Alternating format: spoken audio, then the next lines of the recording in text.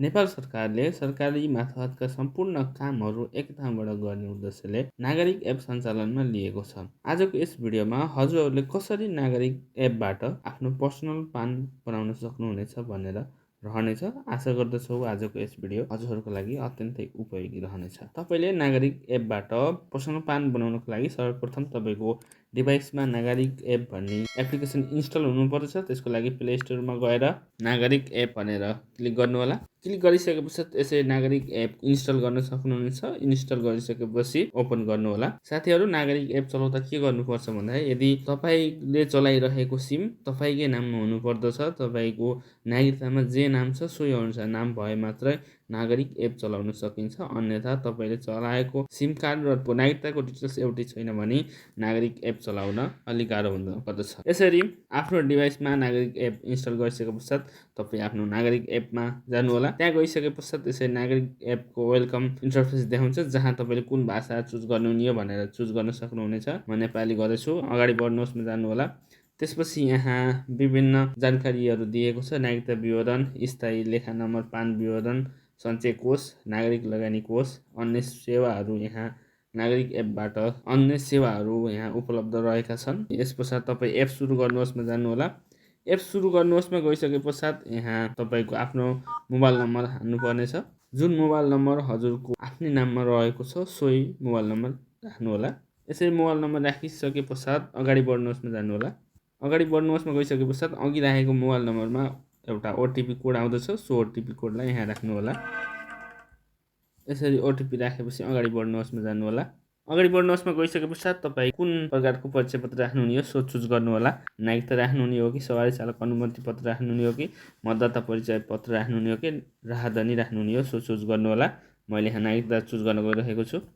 त्यसपछि आफ्नो नागरिकता नम्बर, नागरिकता जारी गरेको स्थान, जन्ममिति र नागरिकता जारी मिति भनेर यहाँ लेख्नु होला।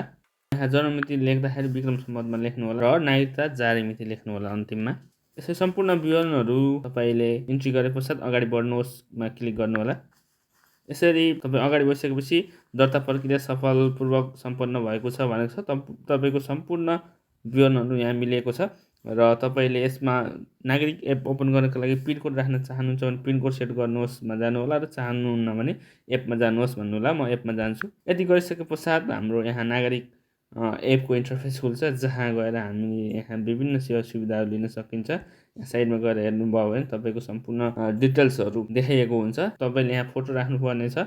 यसै गरी आज हामीले स्थायी लेखा नम्बर राख्नुपर्ने गएको हुनाले आज हामीहरूले पान नम्बर बनाउन गएको हुनाले तपाईँ यहाँ रहेको सुरुमै सेकेन्डमा रहेको स्थायी लेखा नम्बरमा क्लिक गर्नु होला।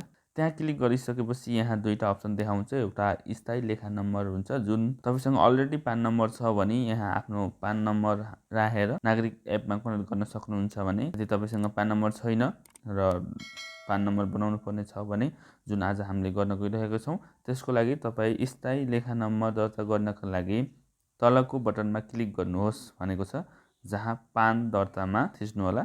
थिचे पश्चात कुन कार्यालयबाट तपाईँले पान दर्ता गर्नुहुने हो त्यो चुज गर्नु होला। मैले टोलदेखि देखाउँछु। आफूलाई नजिकै पर्ने राजस्व कार्यालय चुज गर्नु होला। आफूलाई पाइक पर्ने मैले यहाँ आन्तरिक राजस्व कार्यालय बुटोल चुज गरेको छु। यस पश्चात अगाडि बढ्नुहोस्मा जानु होला। रजिस्ट्रेसन सक्सेसफुल भइएको छ अनि सबमिसन नम्बर भनेर यसरी दिएको छ। त्यसलाई पनि अगाडि बढ्नुहोस्मा जानु होला। त्यसपछि आफ्नो सम्पूर्ण विवरणहरू राख्नु होला, जहाँ हामीले नागरिक एप लगइन गर्दाखेरि अलरेडी हाम्रो डिटेल्सहरू बसिसकेको हुन्छ। बाँकी रहेको ठाउँमा तपाईँले आफ्नो डिटेल्स भर्नु होला। जस्तै यहाँ थाई ठेगाना भनेको छ, हालको ठेगाना भनेको छ अनि विभिन्न अप्सनहरू रहेको छ। तिनी सम्पूर्ण अप्सनहरूलाई फिलअप गर्नु होला। त्यस पश्चात तपाईँको नागरिकताको ठेगाना फरक र हाल बस्ने ठेगाना फरक छ भने हालको ठेगानामा मैले बसिरहेको ठाउँको ठेगाना लेख्नु होला। आफ्नो एड्रेस लेखे पश्चात अब पारिवारिक विवरणहरू भर्नुपर्ने हुन्छ।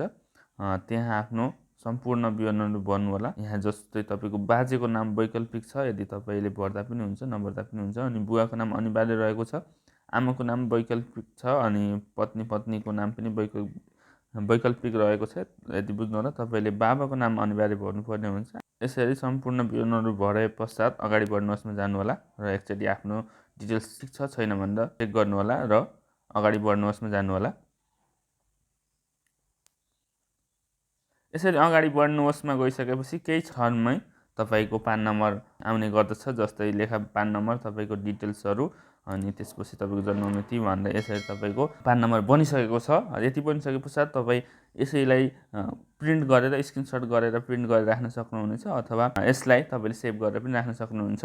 यसो गर्नुभयो भने तपाईँ अफिसमा धाउनु पर्दैन, अफिसमा गइराख्नु पर्दैन। यही तरिकाले, सजिलै तरिकाले तपाईँ जुन ठाउँमा भए पनि आफ्नै डिभाइसबाट आफ्नो नागरिक एपबाट सजिलै पान नम्बर निकाल्न सक्नुहुनेछ। हवस् त साथीहरू, आजको यस भिडियो यही नै रहनेछ। आजको यस भिडियोमा कसरी तपाईँले आफ्नो मोबाइलमै नागरिक एपबाट स्थायी लेखा नम्बर अथवा प्यान नम्बर बनाउन सक्नुहुनेछ भन्ने भिडियो रहेको छ। आशा गर्दछु आजको यस भिडियो हजुरहरूको लागि अत्यन्तै उपयोगी रह्यो होला। साथीहरू, नागरिक एपबाट पान कार्ड बनाउँदा कुनै समस्या भएमा हामीलाई कमेन्ट गर्नुहोला र यो ख्याल गर्नुहोला, तपाईँले नागरिक एप चलाउनका लागि तपाईँको आफ्नै नाममा सिम हुनुपर्दछ। जुन नागरिकता नम्बर तपाईँले राख्नुभएको छ सोही नागरिकताबाट सिम निकालेको हुनुपर्दछ र यति गरेको अवस्थामा हामीले नागरिक एपबाट सजिलै पान कार्ड निकाल्न सकिन्छ।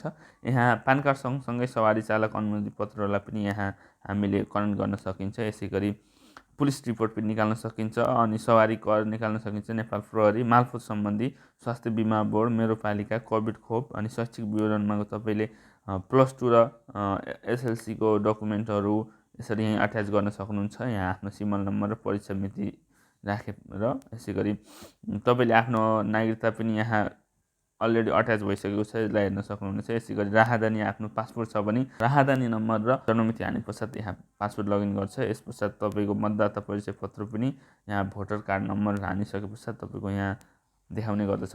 यसै गरी लोकसेवा आयोग सम्बन्धी अनि वैदेशिक रोजगार, एनओसी, विदेशी मुद्रा, प्रधानमन्त्री रोजगार अनि विद्युत प्राधिकरण, मौसम पूर्वानुमान अनि काठमाडौँ उपत्यका खानेपानीको सम्पूर्ण विवरणहरू नागरिक एपबाट गर्न सकिन्छ। त्यसकारण तपाईँले नागरिक एपको प्रयोग गरेर सजिलै विभिन्न सेवा सुविधाहरू लिन सक्नुहुनेछ र मेन त तपाईँले पान नम्बर बनाउन अत्यन्तै सजिलो रहेको छ नागरिक एप। यति भन्दै आजको हाम्रो भिडियो यहीँ अन्त्य गर्छौँ र भिडियो राम्रो लागेमा यस भिडियोलाई लाइक गरिदिनु होला र हाम्रो च्यानलमा नयाँ हुनुहुन्छ भने च्यानललाई सब्सक्राइब गरिदिनु होला। धन्यवाद।